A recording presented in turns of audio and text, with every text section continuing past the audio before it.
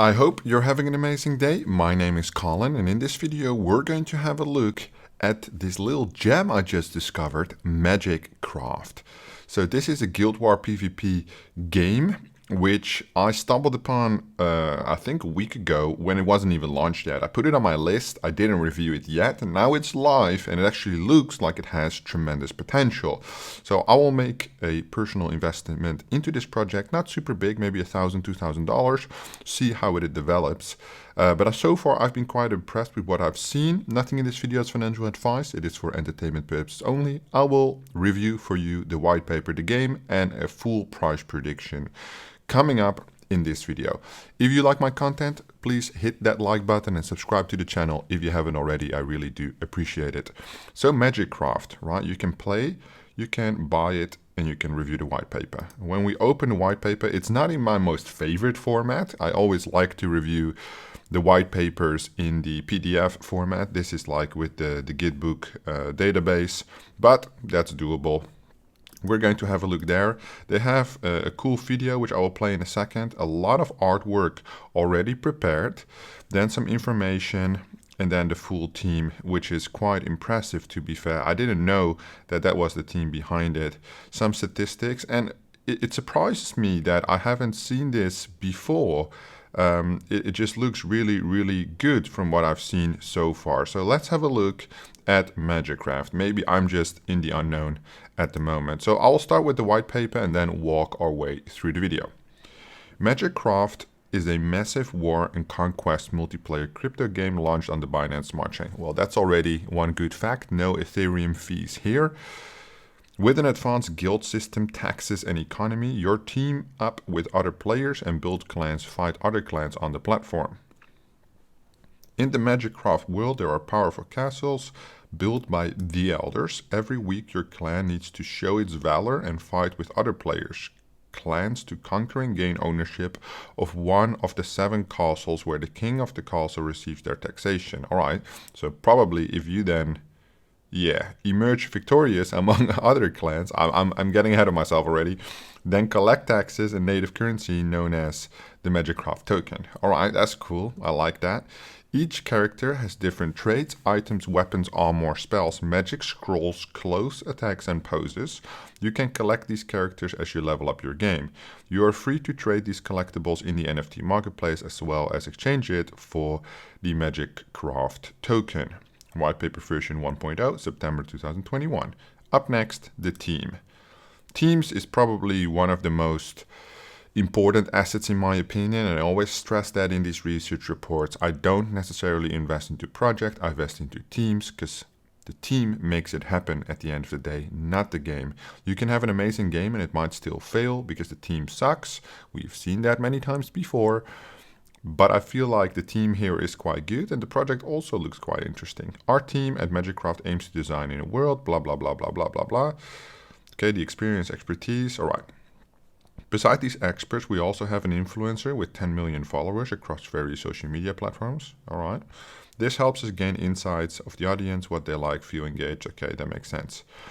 An enjoyable game that inhabits a world whose vibes, atmosphere is similar to era of World of Warcraft. Ooh, I like. Being a huge World of Warcraft player myself in the past. In the end, we want to create an engaging game experience created by the blockchain influencers gamers. All right, so that's not really, that's just the vision more of the team, which links to the vision and mission here. But there's a complete overview of the actual team. So founders and advisors. The founder is James Stock Guru, who's on YouTube as well. I don't know him. Let's check him out. Never heard of him before. 66,000 subscribers. All right, that's fair. Has a ton of videos with cool clickbaity thumbnails. I can appreciate that. What about his Twitter? So the YouTube and Twitter are linked. I can appreciate that. Full transparency. 14,000 on Twitter. Then the Moon Carl, obviously we do often see him. Crypto, which I recently got familiar with as well. So they have, so I assume this is the guy behind Fee Launch, I assume. Also, very nice thumbnails again. Sitting at about 500,000 subscribers. Then the YouTube from the Moon sitting about 500,000. So these guys are probably the advisors that bring in. So I don't know, these guys, they have all kinds of YouTube advisors on the team. There's a media advisor, an ad advisor, executive producer there, which is basically the, I assume these guys are going to spread the game, right? The hype crew. Then we have the developers, 4-people crew. Looking at their names, I assume that is Eastern Europe. Let's have a look. Ukraine. But the LinkedIn linked, yeah, Ukraine. But that's great that they have like the links in, it's fully transparent. Austria, so it's a remote team, but that's perfectly fine. And we have the managers. All right, that's quite the team as well. So we have a COO, HR, social media, Instagram. Is Instagram not social media? Business development, and then the CTO. Little weird setup. I think the CTO should be here, but all good. And then collaborations, Hubert as the advisor there. So quite a big team, to be fair. I didn't expect that, but most of them are like in advisory roles, which then I assume, is this not the Bitcoin guy who made that video like 10 years ago by Bitcoin? I would assume that they get quite a big cut of the tokenomics. So when I see this, I'm very excited because it could spread the news about this game potentially quite rapidly. However, take into consideration that these guys all need to get paid, right? So we'll see at the tokenomics what that means. Vision, all right? So gaming focused, NFT marketplace, and then staking. Right, that makes sense. I'm not gonna read like the entire mission and everything. Gaming, streaming, investing. All right, and then it hooks up to the metaverse as well. All right, that's interesting. And then it goes into the metaverse, gaming, virtual world. So this is basically the background why it has potential, which is fine. I mean, we all know if you watch more of my research reports that these games usually have quite some potential, specifically at the moment, while the gaming scene is quite hot. But I want to know about the gameplay. I want to know about the tokenomics. So they divided that quite perfectly. First, we will review the game, and then actually we'll go into the money metrics, what I am most interested in, obviously. In the game of Magicraft world, there are powerful castles built by the elders. You need to show your valor. All right, different clans collect tax, the basic economic interaction. Okay, cool. The idea is to create a universe of linked systems. All right, cool. Clans, wars, and castles. While battles and quests will be regular part of the game that players can indulge in to climb up the leaderboard, there are going to be other legs to the game as well. Alright, one such leg is the clan war. Every week you get a chance from clans to other online. These clans should ideally be a perfect balance between defensive and offensive heroes. Can we buy heroes as NFTs? That would be interesting.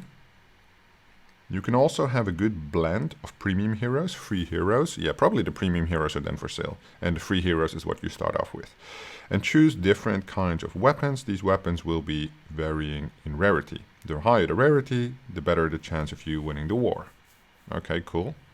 So does that make it like pay to win? If I can just buy like premium heroes which are like super rare? The aim of the war is simple. Battle it out against the fiercest clans to conquer and capture castles. These wars will be fought by players across the globe and help players gain ownership of new castles. Okay. 5 categories of heroes. You can start with a free hero from the chosen category. While you cannot sell free heroes on the marketplace, you can do so with epic heroes. These epic heroes need to be unlocked with the tokens for you to use them. Alright, so probably these tokens then might get burned later. But we'll look at the tokenomics. But this is cool. I like this because then they're using their in-game currency to basically start up, drive the whole economy. Armored. Alright, health high, damage medium, difficulty easy. Warriors are melee fighters, highly trained in the arts of weaponry. These warriors are strong, quick, depending on their heavy plate. Okay, shield, okay, weapon mastery, alright. So they go from like small to big, massive, corrupted warrior, shield, Excalibur, dwarf, giant, more coming soon. So potentially the more armor they have, the less damage they do, I would assume. Oh, actually this is the class, armored. Oh, okay, now I get it, because I had to look at the setup here. So armored, health high, damage medium, difficulty easy. Alright, interesting. Archers, health low, damage sustainable very high, difficulty hard. What does the difficulty mean though? Difficult to buy or difficult to play? I'm very curious to see what the game contest looks like. So you got Archangel, Demon Hell Archer, Sequoia, I don't know what that means, Piercing Eye and God Tree. More coming soon. This Archangel is a cool name. Sorry if I'm being a fanboy right now, but I really like when people put some fucking effort into their games and think of these little names, because I think for the true players, for investors, they're like, okay, what a strange name. It doesn't really matter that much. But for the person playing that game, you want to say like, hey, I'm playing an archer. Oh, are you playing an archer? I'm playing a warrior. No, you want to say, I'm playing a dark elf elite knight. I'm playing like a hellbound archer with flaming arrows. That's what gamers like, right? You don't want to say, I'm playing an archer, I'm playing a warrior. Like, that's boring. So I really like that aspect. Health low for the wizards. Burst damage very high. Difficulty hard. Spellcasters, obviously. Okay, there's some sketches here. Dark Wizard. The Mage of Light. Mage Maniac. Wicked Witch. I like it. Don't want to fanboy too much into it already. Health low. Healing. Oh, so the druids will be healing. Damage low. Difficulty medium. Elf. Mutated Poisoner. I don't see how that's a healer, but it should poison them. Visionary. Potion Master. Wretch. More coming soon. And then you got the challengers, the last one. Health medium, damage melee high, difficulty medium. So probably you want to have like literally like a mixture of these heroes. That makes sense. Axe Fury, Mutant, Assassin, Victor, Speed Punch. More coming soon. Okay, cool. So those are like the characters you can choose from. Armored, Archers, Wizard, Druids, Challengers, with each of their own like 5 or 6 different variations in between them. Okay, so now we talk about the NFT marketplace, where we're already basically going into some money metrics. Magicraft universe has over 100 characters. Each character has different traits, items, spells, scrolls, clothes, attacks, poses. You can collect these characters as you level up your game. You're free to trade these collectibles in the NFT marketplace. Common, rare, super rare, legendary, epic. Alright, that looks cool. I think the person that made these sketches did quite a nice job. Trying to display their thoughts. IDs. Rewards and marketplace. Rewards in the Magicraft token can be used on the marketplace. NFT marketplace contains castles, characters, pets. Okay, that we already know that. Investors and players will be able to interact with each other via NFT trades. While investors can own these items as digital assets with dynamic value, players can use the items to enhance their characters. That's cool. Double-sided benefit. There are 8 ranking levels based on player skill, with 5 tiers for each ranking. Players can advance by collecting magic and get rewards by playing. The higher the rank, the higher the reward multiplier. Adept, Magician, Necromancer, Warlock, Maestro, Divine, Oracle, Alpha and Omega. I would say Divine would be the highest level, or Oracle. Alpha and Omega is a little weird. Definitely I would put a Necromancer above a Maestro. Anyway. The fun part is these look like Monopoly style drawings. They don't really fit the rest of the drawings, but anyway, doesn't matter. Free to play. New players will be given default hero to play, and they can earn money. So I think that's very important, that the game is never a barrier of entry with a paid commission or a paid requirement, right? You want to make the game as accessible as possible. Accessible. I'm struggling with the words today. As accessible as possible, just to make sure it has the opportunity for mass adoption. When you play to a certain rank, you will get a 2nd and a 3rd rank heroes. You can make money to open new premium. Okay. Earn crypto. So how actually is the money being made? And for a play to earn, this is the most important aspect in my opinion. Okay, so they go that it's very important. Okay, so how does it work? Free to play, free heroes and collectibles, upgrade by playing or using Magicraft. So most players will play. Premium heroes and collectibles, marketplace. Okay, so basically you level up by playing, collecting the tokens and spend the tokens basically to get better characters, to get more money, and that's like an ever-evolving economy. Start with free heroes and collectibles. When a player wins a match, they can claim the Magicraft token, which can be traded for the heroes and collectibles, blah, blah, blah. Okay, good. That's interesting. That's fine. All interactions with the game will be brought through the native, which can be exchanged for US dollars. All right, that's good as well. Free, battle, get token, or buy token, then exchange US dollars, or draw random items, draw a random premium hero, or keep the token as the token. All right, fair enough. Avenues for earning, the most important part, I would say. Battles, let player go against each other in order to earn rewards in the form of Magicraft token. The more battles you win, the more Magicraft token you earn in your wallet. Okay, so PvP aspect here. Quests. We will enable players to complete daily tasks assigned to them, and if they complete all of them, they get rewarded Magicraft. So this is the concept which I see too little, I would say. I want to say often, but you do see it often, but I think it's a requirement for every game. You need a ever-growing cycle of engagement with daily quests. Although the players might not be super fond of them, they will come back every single day because they're dedicated and loyal to the game. They want those rewards. You just need to have a good mixture of daily quests. So not every day the same daily quest, right? Because that's boring. So make a good rotation of the daily quests. Keep them coming back, which is the foundation of user activity database, right?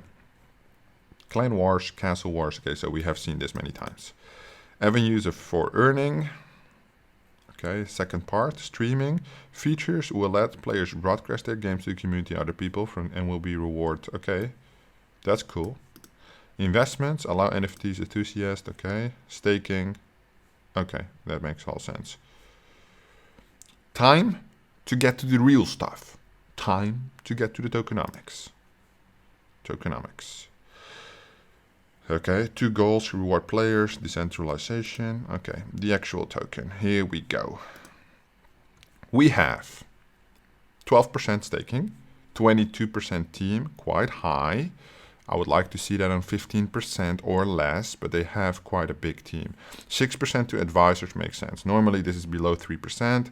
They have such a big advisory team. As I said before, I could already foresee this, that it's 6%. So I don't know, 28% for the team and the advisors. That sounds like a lot to me. I'm not too happy about that, but you can see that the public and private sale amounts are very low. Eco growth and gaming issuance, 34.69%, that's fine. Private sale, 5%, that's low. Reserve fund, 9%, that's fine. It's also a little bit high, usually around 7%. Public sale, only 3.3%, which there's no private and no strategic rounds. So the sales initially are low, which means that the circulating supply will also probably be low. Liquidity, 6%, which is fine. So tokenomics makes sense. Little high side on the team, little high side on the advisors. So what about the vesting? For the economy, 4 years linear vesting, that's good. For the team, 3 months lockup, 12-month linear vesting, I don't like it. It's too short, right? So a 3-month lockup with 12-month linear vesting, this should be like 12-month lockup, 36 months linear vesting, right? Especially if it's such a large portion, what will the team do? Most likely drive the price down by doing a sell-off, right? Just going to be transparent. So the gains I would be making would be in the first 3 months while the tokens are still locked up. So this is for me, apparently, based on this, not a long-term investment. As you'll see, the advisors, this is 28% of total circulation. Same, 3-month lockup, 12-month linear investing. Private sales, 3-month lockup, 12-month linear investing. So they're really going for the growth in the first 3 months. And I think if you did not participate in the private sales and you're like me, trying to get an entry right now, get in now, get out before the TGE on the release of the actual team tokens happen, so 3 months after TGE would be my best choice, because there will be an influx of tokens. The market cap will go up crazy, and I assume the price will crash a little because of it, unless they have made an agreement that they're not going to sell off like rapidly, but I doubt it, because obviously they want some money for their efforts in building this shit. Staking, 16 months linear. Public sale, no vesting, 100% TGE. I will have to check that. Liquidity continuous, reserve fund continuous. All right. So tokenomics, a little disappointing, right? Utility, play to earn, revenue, we've seen this. Okay. So Magicraft.io, you can buy Magicraft box, which is the source of the hero, and then you can upgrade it. And then the rewards can be used to reward streamers and betting. So the betting system is obviously quite interesting. I don't think we have seen that before. Bet on matches can be used betting. All right, that's quite cool. I hope to see a little bit more about the betting system, because I think betting is always like gambling is huge, right? Okay, so we know about the NFT trades in the market. Treasury. Investors will need both the MagicCraft token and MagicCraft Hero to participate in staking and receive a shared portion from the ecosystem revenue. They will make sure, contribute to the game development, not just financial investment. The treasury receives inflow from 4.25 of all MagicCraft NFT marketplace transactions, the portion of the ecosystem V. Okay, more revenue streams will be added in the future. Okay. Bonuses. Opening a Magic Crate box will cost MagicCraft. Depending on what kind of MagicCraft box you choose, the portion is variable and subject to adjust amount based on the myriad of economic factors. I don't know what that means. Okay. Mythic box, the cost 50,000. Rate drop rate. I don't know what that means. Legendary box. I assume you get a better hero because of it. I guess so. Oh, here we go. Okay. Common item 1%. Mythic spell 17%. Mythic hero 17%. Mythic item. Okay. Epic hero from an epic box. Epic box common. Okay. Yeah. Alright. So the common boxes. This would just be a formula, and I think this would be quite an interesting formula to make, to see what would have the most potential. What does rate drop rate mean? I don't know what that means. But if you would get common and then calculate out the percentages, you can basically find the equilibrium where your investment lines up with the highest potential yield. I'm not going to do that because it will take me like half an hour to do so. But especially with percentage-based odds, you would have to buy like maybe 50 to 100 boxes. But you could basically find where the pattern is if they set it up, because it looks like they set it up like in like a left to right hierarchy, right, with diminishing odds on the lower side and increasing odds on the higher side. But this is just my mathematical brain thinking. Competition, okay. Roadmap. We are here right now. First character, sneak peeks, tokenomics, Q4, private sale, seed rounds, token, smart contract, IDO. NFT with heroes, preview maps, listing on KuCoin and Bybit. Alright, that's interesting. Game development updates, establishing key partnerships. Alright, that's good. Q3 2020 gameplay trailer, guild system. Alright, castle sieges begin. Public beta launch. So they will take about a year to get the full development going. That's why I wonder with the vesting. So the public beta launches like in a year from now, right? 1 year from as of the recording of this video. The taxation economy system full game launch, which happens just over a year from now. The NFTs are already coming up here. The economy is going to get a boost from obviously the KuCoin and Bybit listing, but I'm not sure about the vesting release schedule because that looks a little strange if the game is not released until that time. Whitelist. I don't think this is applicable anymore. ICO already been completed. So they did a private round A for 750,000, 3-month lock vesting 12 months. They did another strategic sale round B, and they did a strategic round C. So they raised quite some money, $2 million, 3.6 million, and then the IDO on PancakeSwap for 6 cents. Current price 7, which basically means that in 3 months these guys 2 zeros, still on 2 zeros. So these guys made 100% gain on this money.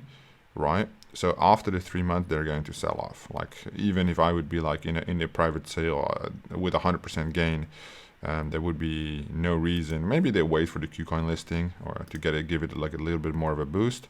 So far, just PancakeSwap, very low volume. I do think it still has quite some potential. So literally it went live only like 4 days ago. Then started at about 1 cent. And then dropped like half in value. But I do think this game has quite some potential once the traction. So we're still early. I mean, like, I'm not too worried about the vesting. I'm also a little bit worried about the vesting because literally this is the only red flag in a sea of green flags, right, on this game. So far I'm extremely impressed. I will definitely allocate at least $1,000 to this literally right after the video. And I think $1,000 will give me a good amount, maybe 2,000. 2,000 probably better. It's a pancake swap. I have 2,000 BUSD in my wallet ready anyway, which I just checked. So 2,000 will probably do. Maybe it's a quick flip. We'll see how that goes. Let's just watch this video first. I'm not going to play the music. I just want to see. But that looks cool. All right. He looks scary. He has only one eye. It's like a cyclops. This is an archer. Well, they did invest some money into this trailer because it looks really professional. Okay. Oh, and that's the defense, the siege of the castle. There we go. And that's the wizard with no face, just a lightning bulb. Alright. That's a whole fucking army of like fucking... It makes me think of like Lord of the Rings, the siege of Minas Tirith. Magic craft. Alright, cool. Quite cool indeed. Right, and then you have all this artwork stuff here. Oh, so this is actually what it's gonna look like. It's like an actual like real-time game. And you can actually walk around with your hero and shit. That's cool. That's cool. Because it says play, but I don't think the play works then, does it? No. See? It's just you need to sign up for the pre-game. So you get notified when it's ready. So Whimsy Games and Devoted Studios are going to develop this game. We all read about what it's up. So there's 100 unique characters total, 190 million planned rewards, 8.2 billion total market cap of the play-to-earn industry. Market cap comparable game 3 billion. All right. So I want to actually look at what the status is of this right now. So all these, I think the most important part of the white paper they have listed, but this looks like a serious team, right? They all make YouTube videos, all the advisors, even the founder, so they know what is important and they're displaying it here, right? So that makes sense. Very, very impressive so far. I'm not gonna lie. Usually I'm not super pumped. I'm a little bit negative sometimes, but this is looking quite good. There's even like a full character gallery. All right, armored. Okay, so yeah, they're still working on the artwork, I assume. So yeah, because these ones are still empty, but they're filling it in. Okay, interesting. Now, what I wanted to see was specifically the current price, which is 7.038. It's going up quite steadily today, 15%. Fully diluted and only 70 million. Circulating supply right now, not confirmed yet, but I assume really low.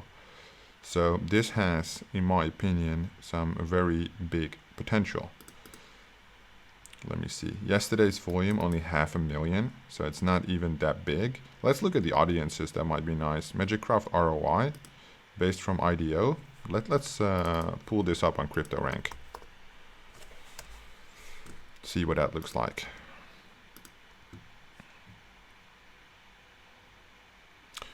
Fully diluted market cap 70 million.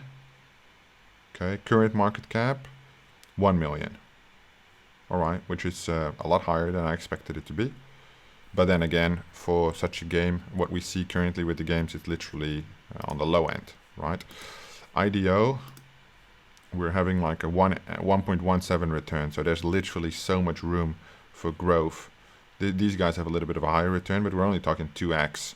So this is definitely a powerful potential nugget that we have here, right? Definitely see that there's a lot more room for growth. 1 million, I mean, on the market cap, it's a fucking joke. It can easily go to 10 million, take a fucking 10x from where we are right now. 2k in, 20k out, that's a good deal in my opinion. Looking at a short-term play, right? Less than 3 months, as I said, less than 3 months, because I'm not gonna wait to get wrecked by the vesting. I'm in and I'm out. All right, let's look at the socials. Twitter, Magicraft, 9k. That's on the low end for such having such a big influencer style advisory crew, but maybe they didn't hype it yet. Maybe they're waiting for the KuCoin listing and then they will blast it.